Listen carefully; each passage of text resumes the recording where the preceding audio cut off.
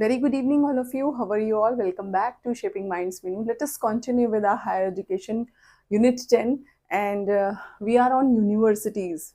We are learning about universities.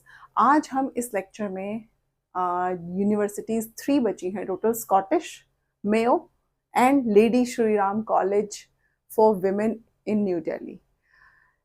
ये universities हैं जितनी भी वो कवर हो गई हैं। नेक्स्ट क्लास में एक हायर एजुकेशन के न्यू टॉपिक के साथ हम स्टार्ट करेंगे। सो लेट्स स्टार्ट, क्योंकि ये पूरा प्री इंडिपेंडेंस से था। अब हम स्टार्ट करेंगे पोस्ट इंडिपेंडेंस का एकेडमिक पूरा का पूरा कि किस तरह से क्या चीजें हैं।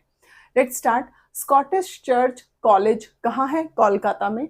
एस्टैब्लिश्ड इन 1830 बाय अलेक्जेंडर डफ। सभी यूनिवर्सिटीज की आपको ईयर एंड किसने उसको एस्टैब्लिश किया, वो कौन नोटेबल एल्यूमिनी थी उसमें, वो एंड क्या क्या प्रोग्राम्स ऑफर किए जाते थे, ये कुछ 2-3 चीजें हैं जो आप लोगों को याद रखनी है। तो 1830 बाय अलेक्जेंडर डफ, अ Scottish Christian missionary with the support of church of Scotland. जो स्कॉटलैंड का चर्च है उनके सपोर्ट से, उनसे सपोर्ट लेके देन स्कॉटिश चर्च कॉलेज जो है कोलकाता में एस्टैब्लिश किया गया। It was one of the oldest Christian liberal arts college. ये याद रखना है इस लाइन को, आपसे पूछ सकता है इंडिया का ओल्डेस्ट क्रिश्चियन चर्च कौन सा है? Scottish church.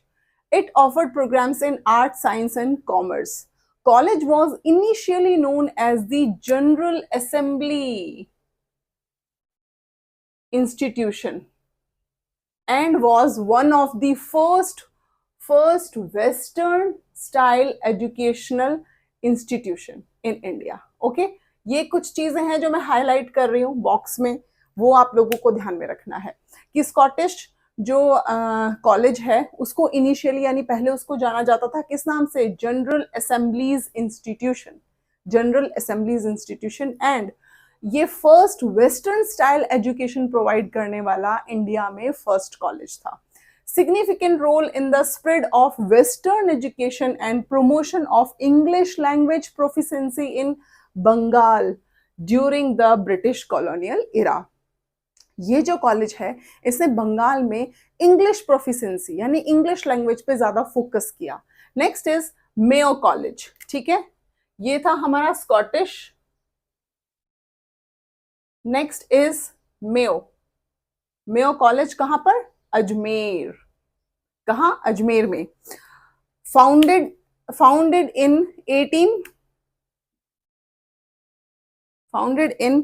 1875 by Richard Burke. इनका नाम याद रखना है, Richard Burke, the 6th earl of Mayo and then viceroy of India.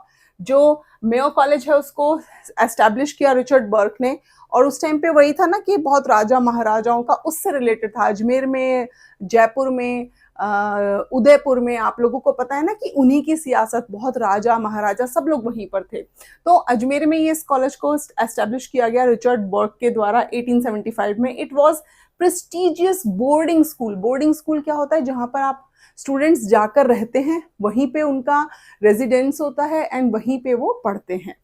For Indian nobility and aristocracy, यानी जो राजा महाराजाओं की फेमस वो फैमिलीज वगैरह थी, मेनली उस पे फोकस था। It provides education to the princely families. ठीक है, यानी राजा महाराजाओं की फैमिलीज को एजुकेशन देना, मेनली उन्हीं के बच्चे वहां पर पढ़ते थे।